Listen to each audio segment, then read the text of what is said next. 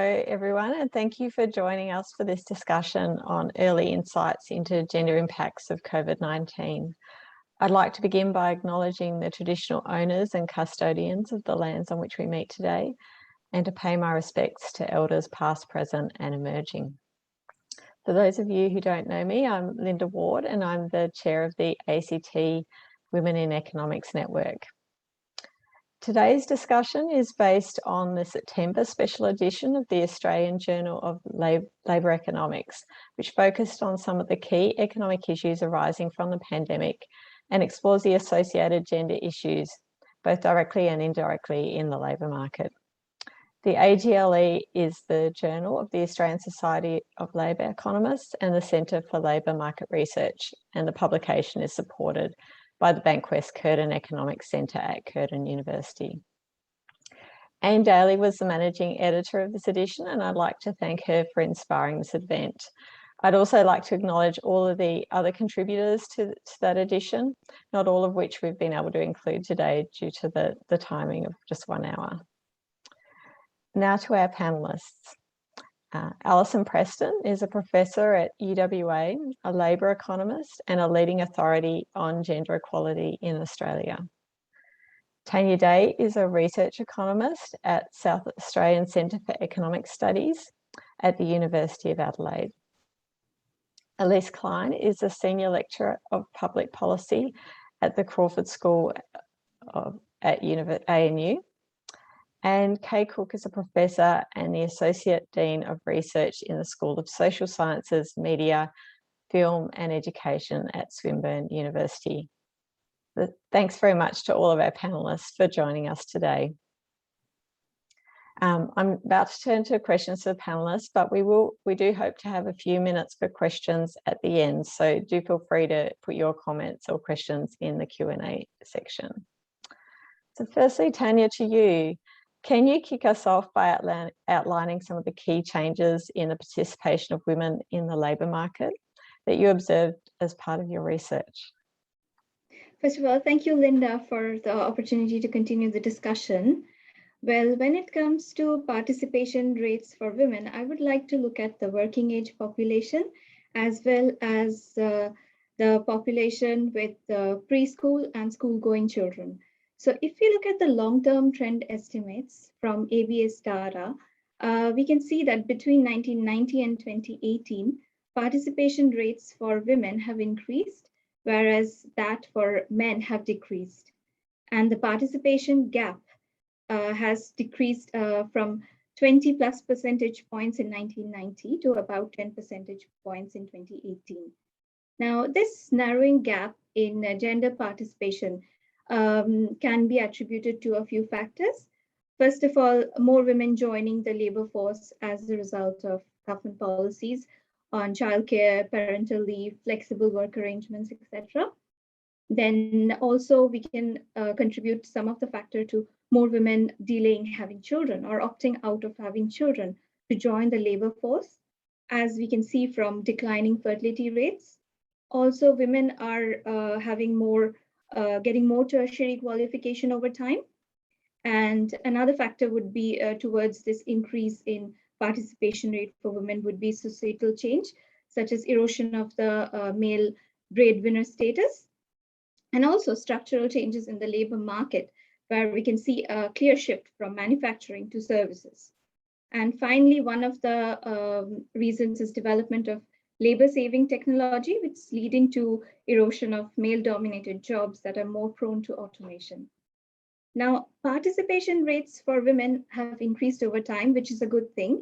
But if we delve deeper, what we will find is that most of the increase in employment has been in part-time jobs for women as compared to full-time jobs. And if we look at the unemployment rates for women and underemployment rates, we can get some more insights from there.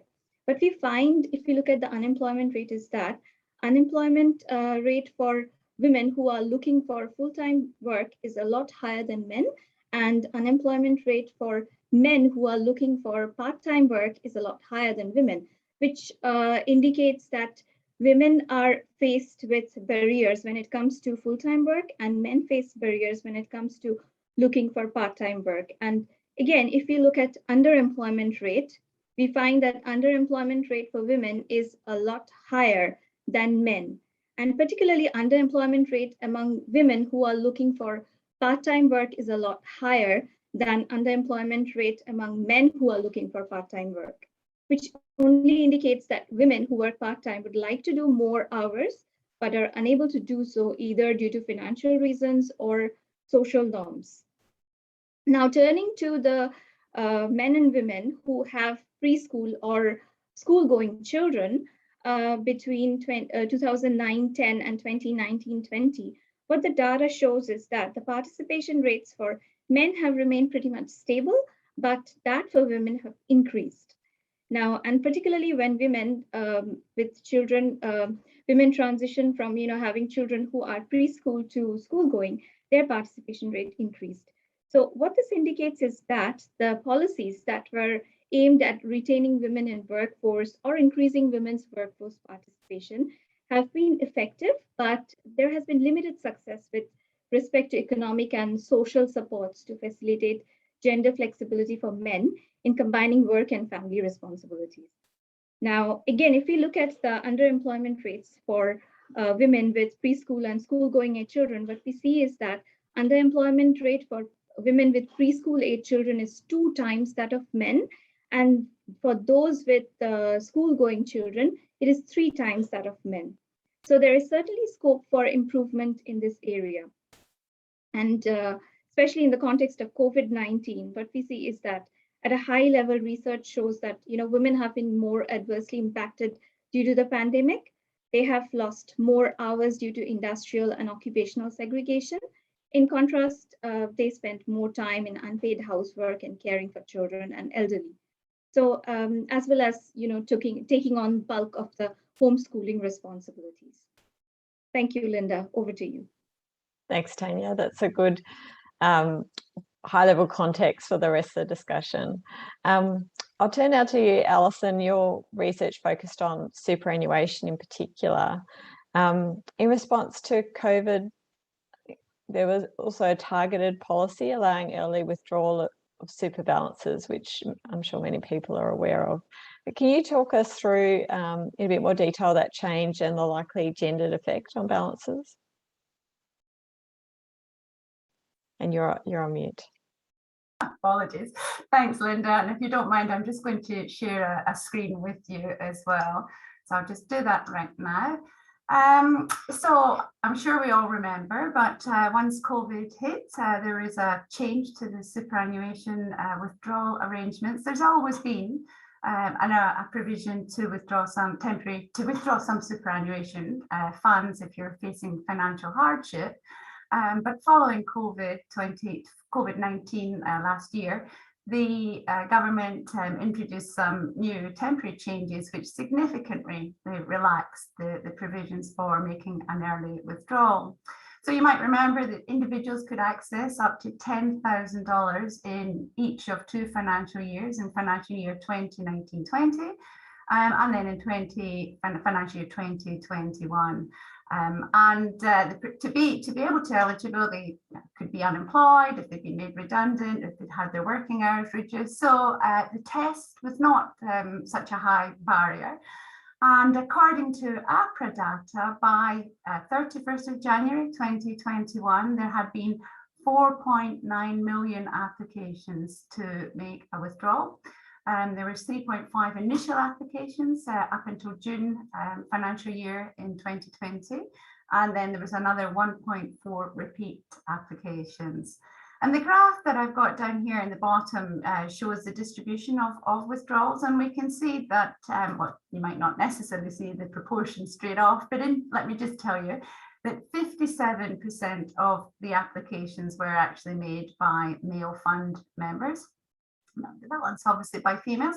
And what we can see in this part here is that the majority of withdrawals were amongst young people aged 25 to 34, followed by the next 35 to 44, which I'm sure comes as no surprise. This is the group that would be facing particular hardships. And so in terms then of the, let me just move to the next slide that I've got here. So in terms of the gendered effects of this, surprisingly, I've actually shown it up here as red, the data. There is surprisingly very little data that enables anyone to really look and see what's happening with superannuation balances. The latest data by the Australian Bureau of Statistics is for financial year 2017-2018, and there's no clear indication of when the next level of data is going to be released. The ABS has actually put up a special publication just recently, looking at the effects of COVID on superannuation balances. And they've got two industries there. They've looked at construction, which is a male-dominated sector, and they've looked at what other sector did they look at? Accommodation and cafe workers. And again, they can see that from those particular data that the constructions have had no particular impact, but the workers in the accommodation and cafe sectors have had an impact. But these are not the main sectors where people are employed. And so this is, it's hard to get a real feel for what's happening because there's not a lot of data there. So the data that we actually used in our paper in the AGLE is from APRA, and APRA's data looks at the average balances of fund members. So it's not necessarily comparable to the ABS data, but just staying with that, the main comparison we were able to make then was looking at the average balances of males and females. We looked at it in June 19 and at June 2020. And June 21 figures won't be released until December of this year. What we were able to see is, although males had a higher incidence of withdrawal, that was what I showed in the last slide, the early data analysis suggests that there's a widening gender gap, and we were able to show that at these average balances, the gender gap had widened by 15 percentage points. So it does suggest that we are going to see a gendered effect of COVID on superannuation balances. Why is that the case? We couldn't really get into that right now with these data, but we do believe that it relates back to the employment disruptions that we've just heard Tanya talk about. And it's important to remember that JobKeeper, which was fantastic and a really a sensible initiative for the governments to employ, it covered wages, but it didn't cover superannuation payments. And so it might also be that what we're seeing in these data are these JobKeeper type effects. But I'll stop sharing here, and perhaps we can return to some of that later in the questions. So thank you, Linda. Thanks, Alison. That also flows quite well into thinking about people on social security payments as well as another kind of support. Yeah. So I'll turn to you, Kay. If you could run us through some of the survey that you and Elise undertook in response to the social security payment changes that occurred as a result of the pandemic. Thank you. Sure, thanks Linda, and thanks for the opportunity to further explain our research. And just before I begin, I'll just like to acknowledge the Wurundjeri people of the Kulin Nation, who are the traditional owners of the land on which Swinburne is located. So just to contextualise to begin with, the base rates of Australia's working age social security payments are below the poverty line, and they have been for some time. And people who receive these payments are often required to undertake various mutual obligations, such as work for the dole. However, in response to the COVID-19 pandemic, the Australian government introduced a $550 a fortnight coronavirus supplement, and it temporarily suspended those mutual obligations of people having to go out and undertake job search and other work activities. So as states and territories were able to control the spread of the virus and ease the restrictions, the government then began to reduce the supplement and reintroduce these mutual obligations. And people receiving these payments, the social security payments, were soon returned to poverty. So in light of those circumstances, Elise and myself and two other researchers who are community service practitioners and members of the Treating Families Fairly Alliance aim to better understand how people who relied on these social security payments during the pandemic experienced this significant increase in their payments and the pause to their mutual obligations. And we also sought to compare whether these experiences differed between people who did and did not receive the supplement, either because their payment didn't include the supplement, so not every Social Security recipient received this additional payment, or because they didn't receive Social Security payments during that time. So to collect people's experiences, we used an online survey, and this began data collection in late October of 2020. And this was just after the government announced that the coronavirus supplement would be reduced by $300 to a rate of $250 per fortnight from the 25th of September. So we were able to ask about the initial high value payments, the reduced payments that were forecast to come in, and then the survey then closed on the 1st of December. So 173 people completed our survey, and of those, 146 received Social Security payments, while 27 did not. And of those 146, 92 received the supplement, and 54 people were on payments that didn't include that supplement. 38 of the respondents had their mutual obligations suspended, and we didn't include a detailed analysis of what happened with those temporary suspensions. But we found that the supplement was really used by people to meet their basic needs, remembering that I said at the beginning that payments were below the poverty line. And they used their payments to improve their household's long-term financial security as well. And it was the supplement and the suspension of mutual obligations improved respondents' physical and mental health, and it contributed to their overall sense of well-being.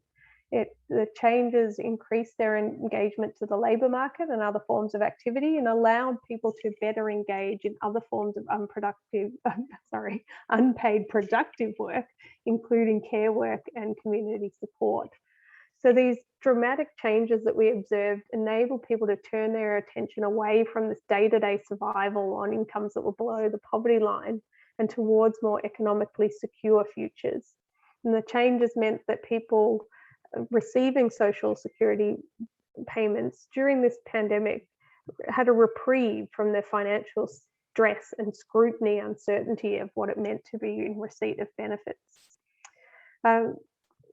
Our findings indicated that the government's strategy to force people off Social Security as soon as possible by providing a meagre support is harmful to them, and it actually creates barriers to employment and other productive activities. And it's therefore counterproductive to their stated goals. So some of our recommendations were to, first of all, and echoing the last speaker, to strengthen data collection and facilitate further research on both time use and Social Security. And you could do this by inserting such questions into big data sets so that we can actually measure and assess what's happening, to deliver higher value payments to people, to lift these payments above the poverty line, to replace the mutual obligation system with a system that provides voluntary employment support and more opportunities to find training and career advice that fits with people's needs, and reform the Social Security system so that formal paid employment is not the only form of productivity and work that's recognised. So just to conclude, our research showed that Australia really urgently requires a Social Security system that advances human rights and provides unconditional economic security, which builds people's capabilities and addresses the systemic drivers of disadvantage. And as a nation, we really should be valuing a social safety net as an important institution of a healthy nation. So that's all from me, and back to you, Linda. Thanks, Kay. And I'll go to Elise, one of your co-authors. And Kay flagged that the pausing of mutual obligation requirements did have some interesting effects on the activity of those recipients. Elise, can I ask you to talk about that in a bit more detail, and also about the learnings for future policy? Yeah, thanks a lot. Thanks so much for the event, and hi everybody. I also want to acknowledge the unceded lands in which we're all calling in on. I'm on the Ngunnawal country, and pay my respects to elders past, present and emerging. Look, I mean, yeah, thanks so much, Kay, for giving a great overview of the research. So what we really saw this as and it was the measures at the start of, I guess, the COVID lockdown, as Kay said, that things have dramatically changed since. But in that first lot of measures that the government introduced, they really did something quite out of the ordinary in when you're, so if you're someone that watches Social Security, that they really introduced measures that turned their sort of punitive approach on its head and took away a lot of the conditionalities in which have been a feature for the Australian Social Security for quite some time. Also, they increased some people's payments by this $550 a fortnight supplement. So we really thought of this as a really important moment to study what happens when, you know, there's a natural experiment almost going on that conditionalities are being removed, although the cashless debit card and those kinds of conditionalities continued. And so we were asking people what the suspension of mutual obligations meant. You know, people were reporting some really important, I think, experiences. People were talking about how the suspension of mutual obligation really helped their psychological well-being, and you know, the constant anxiety, the feelings of, you know, the hostility to which the mutual obligations are designed to cause, to sort of compel and activate people into the labour market, are taken away. And this created some really positive feelings for people who felt dignified again. They weren't being hounded, and they were able to have the space and time to think through about how and what they wanted to do to be able to engage with the labour market. An important sort of gendered dimension of this is that people in our research also talked about, you know, having experienced domestic violence, how their relationship with Centrelink was like a new violent relationship. The kind of control that they were experiencing was triggered experiences that they had with an abusive partner. So I think that's a really important piece that I think is coming out more and more about the impacts of mutual obligation, and which people talked about in our research. But also, I think what was interesting is that the suspension of mutual obligation freed up people's time, and people talked about that. People talked about, you know, how jumping through hoops and the sort of activation strategies that mutual obligation tries to do creates a lot of unnecessary hurdles to jump through, and wastes people's time. It takes people's time away from doing the things that they know they need to do to get into the labour market. And that was, I guess, the other thing that people talked about, is with their time, they were able to start studying, that they were able to have the space to be able to think through how to engage with the labour market and what is it they actually wanted to do.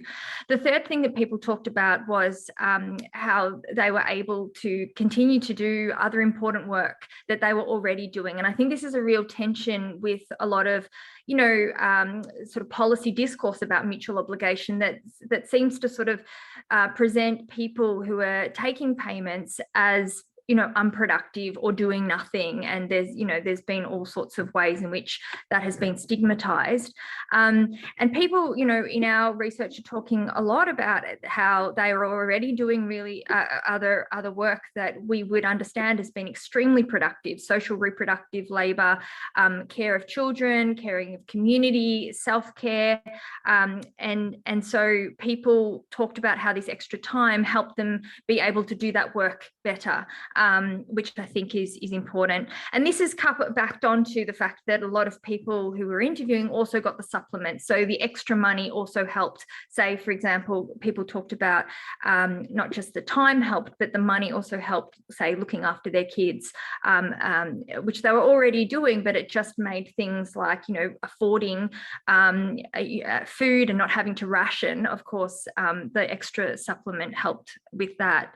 So just to sort of summarize summarize, I think Kay sort of gave some, important points around what this means for policy. But, it was a small sample, it was qualitative research, so more data, of course, is needed. But I think, these insights and from this research, but there's others that are coming out also, is really contesting this idea that mutual obligation it activates people to get into the labour market. That what people in our research are saying is that we're already working, we're already doing and trying and engaging, and also that not everybody can engage in the labour market because they're doing other work such as reproductive work, and so mutual obligations can get in the way of that, and I think that's a really important piece that we need to think about. So in terms of policy, it would be a reorientating away from conditionality and towards a more voluntary and supportive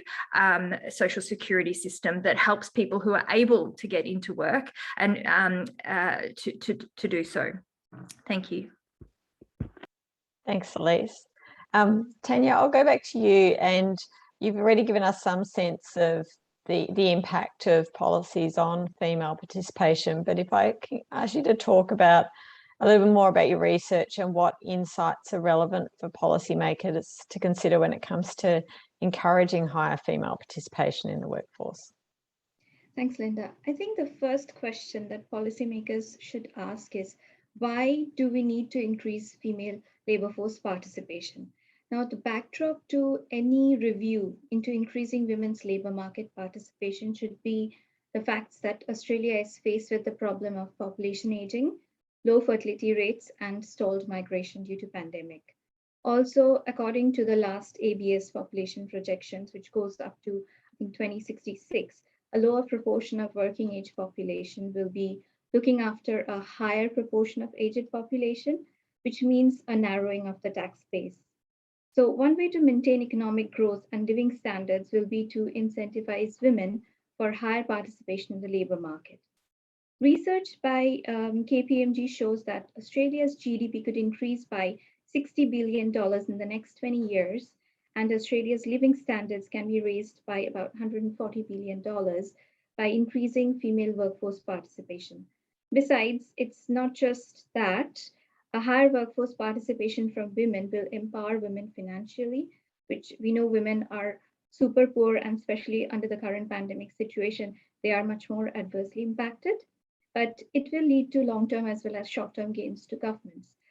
Short-term gains in terms of higher tax revenue, and long-term gains in terms of less demand for pension and allowances. Now, with that background in mind, there are certain insights that policymakers should consider.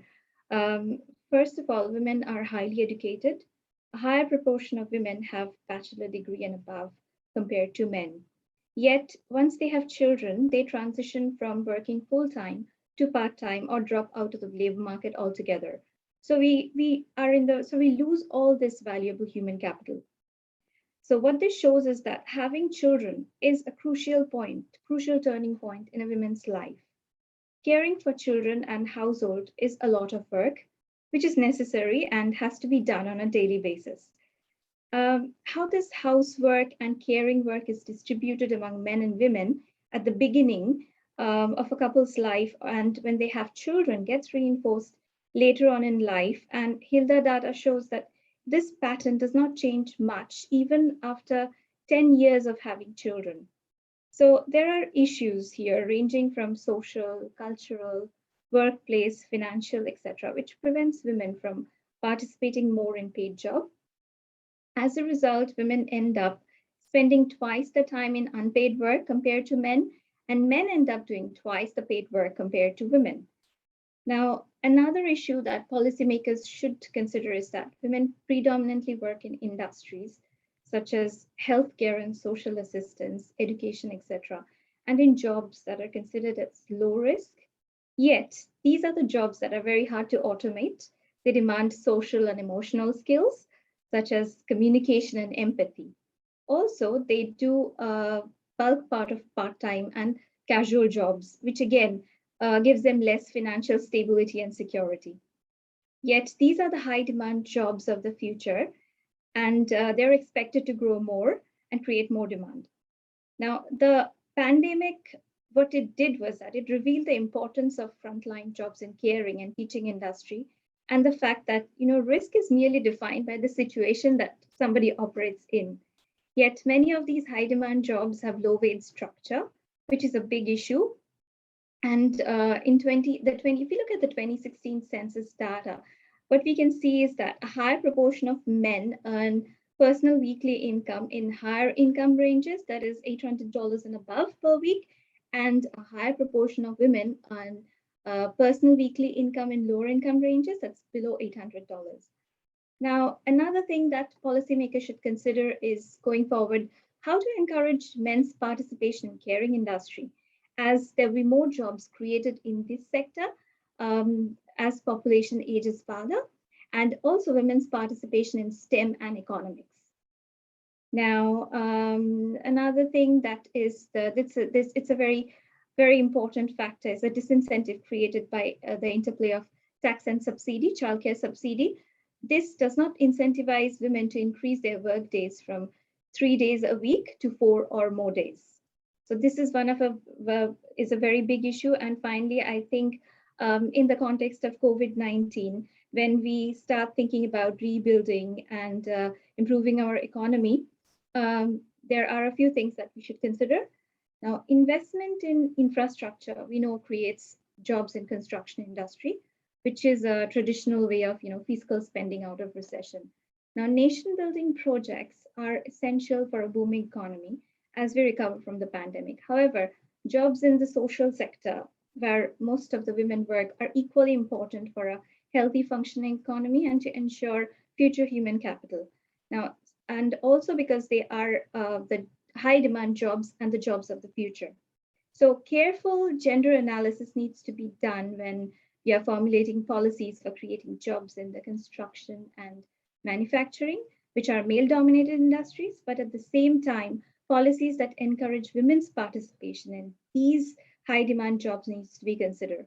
Policy levers, I think, needs to be reset in a way such that men get time to step into the household so that they can enjoy spending more time with their family, and also policy levers should be set in such a way that women get time to step out of their household to take part in more paid work, and this is going to lead to greater work-life balance.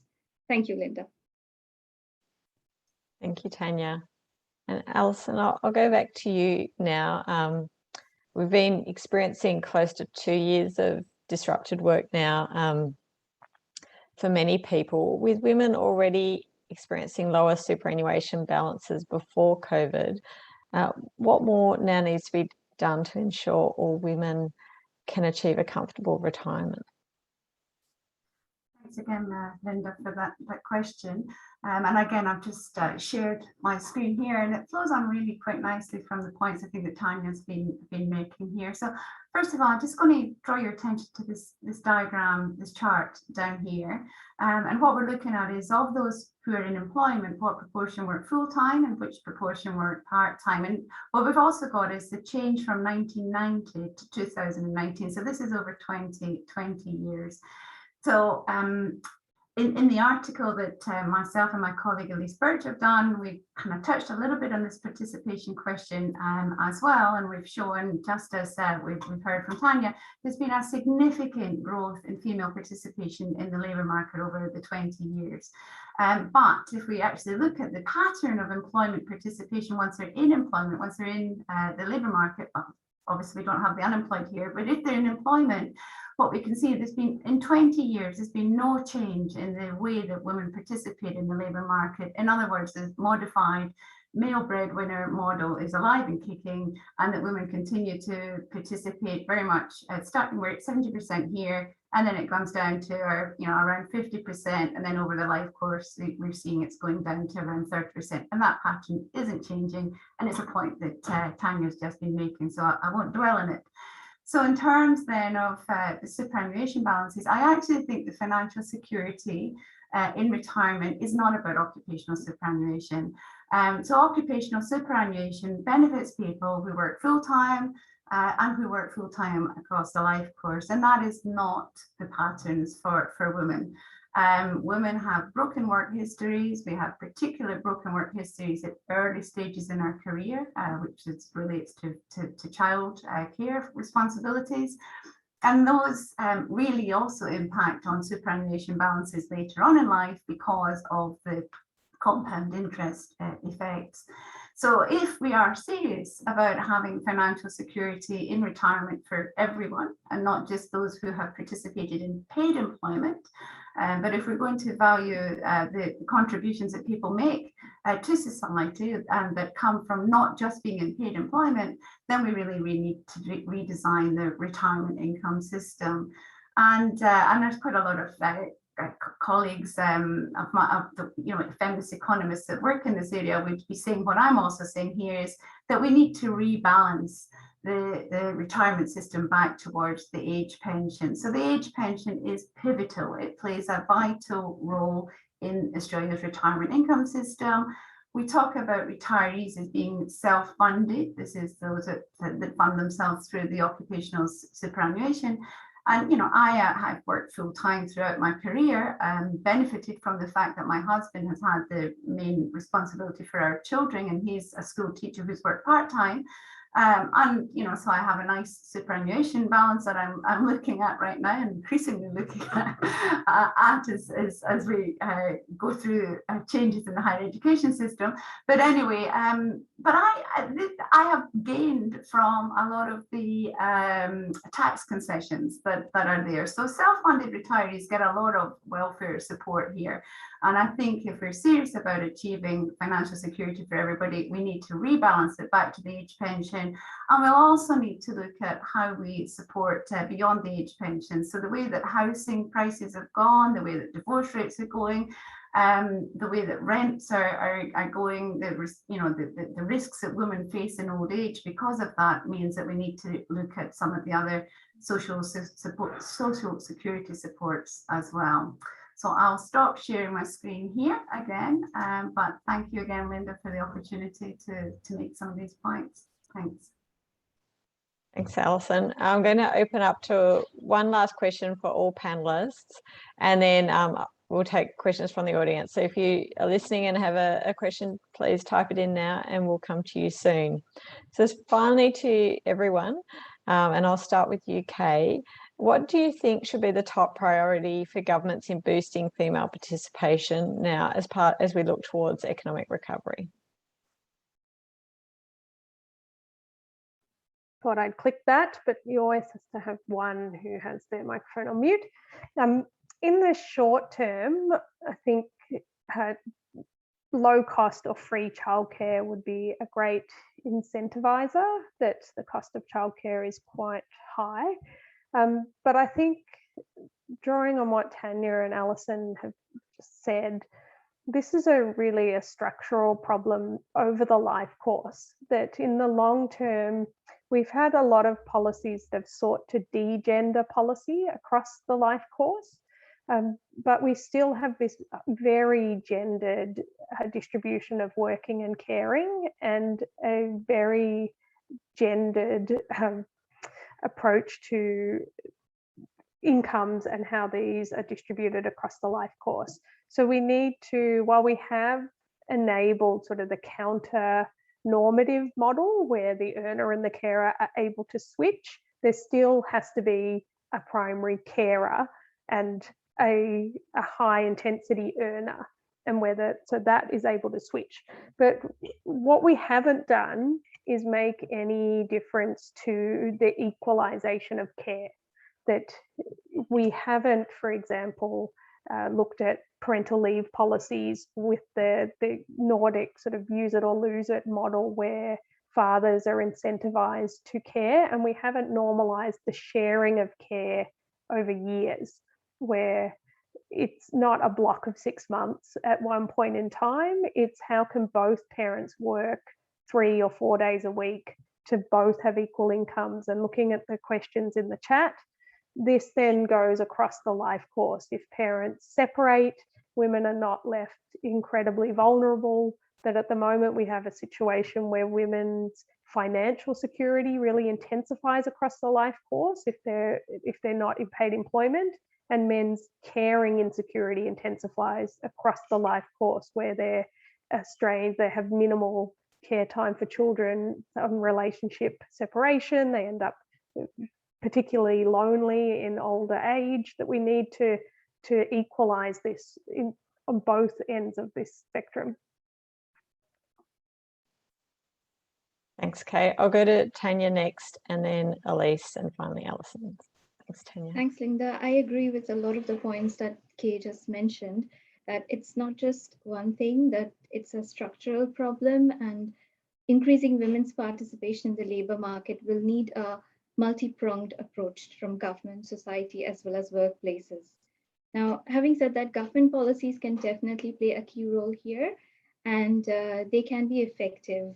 Now, as we saw in the past in case of the baby bonus, now resetting government policies on parental leave and childcare subsidies can influence how unpaid work is distributed among men and women, and ensure increased participation of women in paid work, because unpaid work, even though, I mean, it can be quantified, but it's just the turning point that decides whether a woman will work or take care of the household.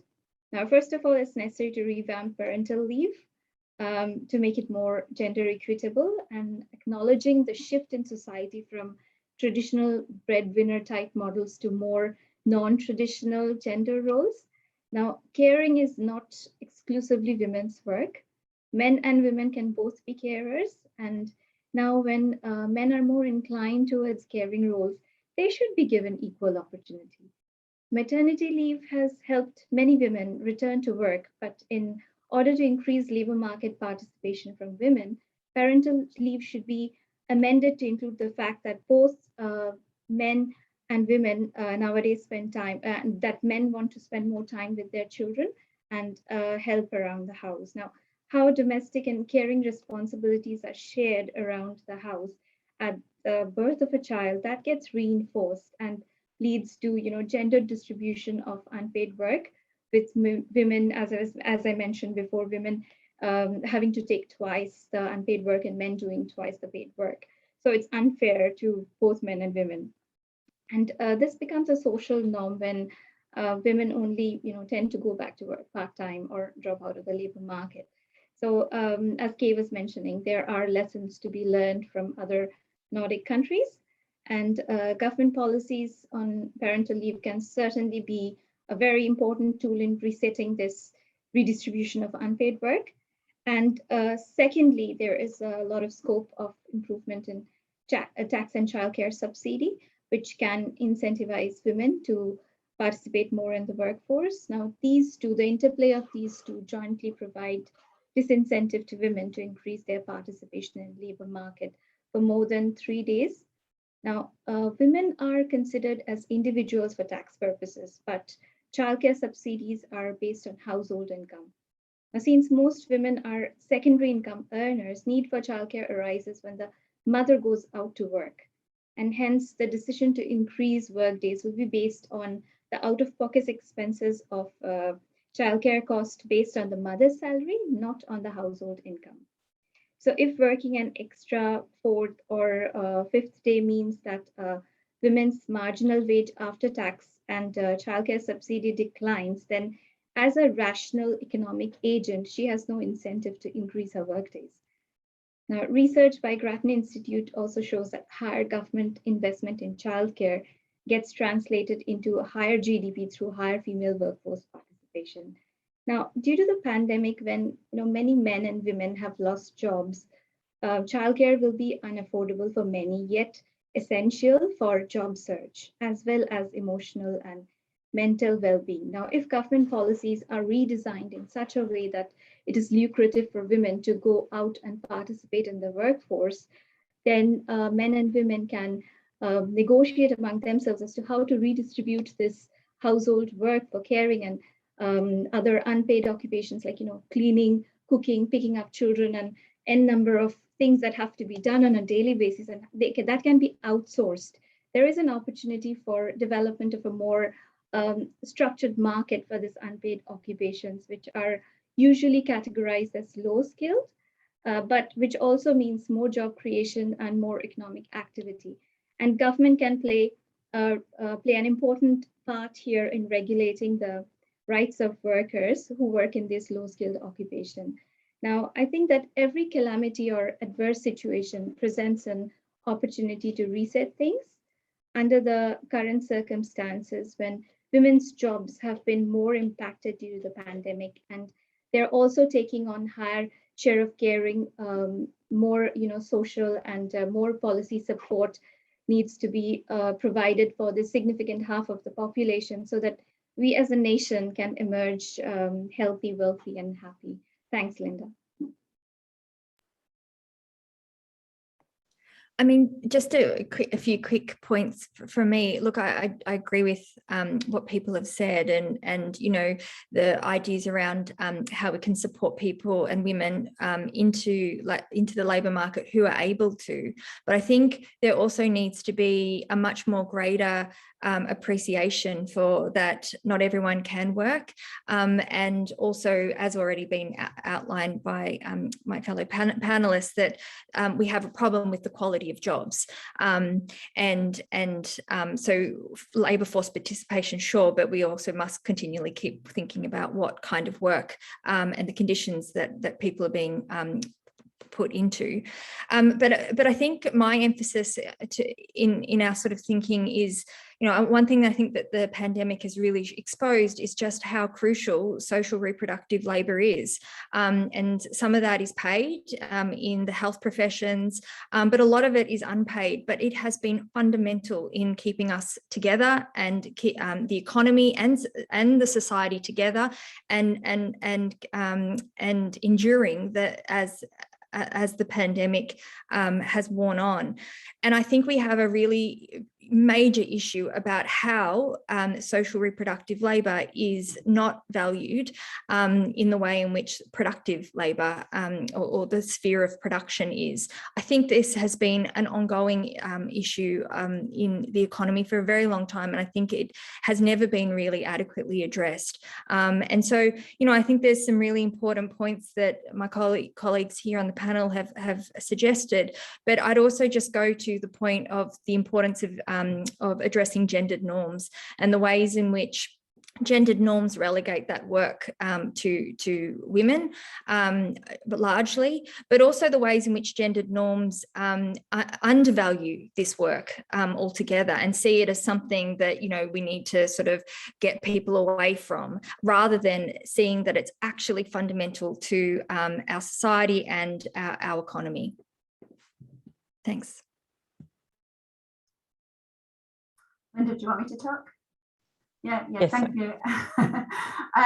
So my colleagues, again, thanks everybody for your contributions. There's not much more really for me to add here, because I agree with absolutely everything that's been said there. I went to a really interesting CEDA event just a few weeks ago, and it was featuring the whole move for Thrive by 5, which also plays really into helping labour force participation of women as well. I think the main points that I just want to make, and then leave some more time for the discussion, is, and I think we've already been making them anyway, that it's labour force participation is just one part of it. But if they are to be in employment, then it's addressing something to do. It's addressing the underutilisation rate that Tanya talked about earlier on. It's addressing the job qualities that Lisa's been talking about. We know that women are increasingly holding multiple jobs, which is, apart from the fact that financially that's disadvantaging them, it's also particularly stressful as well. I think I'd like to see governments focus a bit more, or a lot more attention actually, on younger people as well. I think they really are being left behind in the labour market, and that is our future going forward. And then the main one that I want to just finish it up with is to say that we need not only a participation type strategy and a jobs quality strategy, but we also need to really revisit wages strategy as well. And so I keep getting calls right now from journalists about the labour shortages that we have in Australia, and particularly in Western Australia, because all of our borders are obviously still shut. We've got a huge shortage in the care sector, particularly in the nurses. And yet there's all this literature that shows that women have got quite a high level of wage elasticity. And so, is it a real shortage, or is it to do with our wages policy? And there's really nice research that Gonya and our colleagues have done that shows that if we were to increase the wages paid in nursing, for example, then it would actually bring back into the nursing profession a large number of women who have actually got nursing qualifications but have left. So I think we need to look beyond participation and look at not just that, but the jobs quality, but also a wages strategy in this as well. But I'll finish there. Thank you. Great, thank you all. And we've got time for just a couple of quick questions. There's a few questions there from the audience about a universal basic income, and is that really the answer to a lot of the issues that have been discussed today? I'm not sure who would like to take that question. Elise, I'll pass to you. Just quickly, yeah, thanks for the question. Look, I think what we saw from the government in that first lot of measures was a move towards a basic income. It definitely, of course, wasn't universal, but, you know, the reduction of conditionalities, the increase in supplement, the ease in which the eligibility criteria changed also, it was definitely a move towards what people understand as a basic income. I think what we can learn, though, from, and of course, the research that we've looked at definitely sort of speaks to that growing body that says, you know, that a basic income, you know, would be very, very helpful for a lot of people, but the kind of type of basic income, I think, remains a massive question. And I think what we saw with the pandemic is how quickly and easily the government could pull these measures away. I think we've also seen, you know, gender disparity, which we've seen, and we've also seen in terms of growing economic inequalities, and we've seen, you know, the really rich keep getting richer. So I think this question about the type of basic income, I think, really matters. And what we've seen with the pandemic is that just because, you know, you may have measures that keep people's head just above the poverty line, and that's really, really important. We must constantly focus on questions of redistribution to ensure that, you know, that wealth is distributed well across all segments of the population. Thanks, Elise. Another question which we haven't covered today, but some of you may be able to comment on, is the older cohort of single women who are experiencing increasing housing stress, and whether any of you feel comfortable speaking to the emerging trends and policy considerations on this. Look, I don't mind jumping in here, Linda. As housing's not quite my area, but there's obviously a lot getting done on it, and there's a lot of commentary happening right now, and we can only just see what's been happening. We all know what's been happening. It's in the media all the time about housing prices. Obviously, the interest rates are going to go up sooner than was expected. Inflation's taken off. That's obviously going to start to see rental prices coming through. I don't have a policy solution to this, but all I can see is it's going to become more and more problematic. And so perhaps going back to the question you asked me earlier on about how do we ensure women's financial security, just as an opportunity for me again to say we need to be looking back at the age pension, but we also really need to be thinking about how else do we support them, what other cost of living pressures are there, and how else, what other means do we support them. It's clearly going to be needed. We are, as Elise has just said, becoming an increasingly unequal society, the haves and the have-nots. And that's not the kind of society that I think most of us in Australia would want to see. And it's starting to run away from us. And I think we need to have good interventions to address that. Okay, thanks, Alison. I'll go to one last question from the audience, and then I think we'll be out of time. What are the longer term implications for the economic status of women coming out of the pandemic? Tanya, is that one you'd like to answer? Yeah, sure. The longest, now, if we don't provide adequate support to women's participation right now, what's going to happen is that women have already lost a lot of jobs, a lot of hours, and they are also taking part in more unpaid work.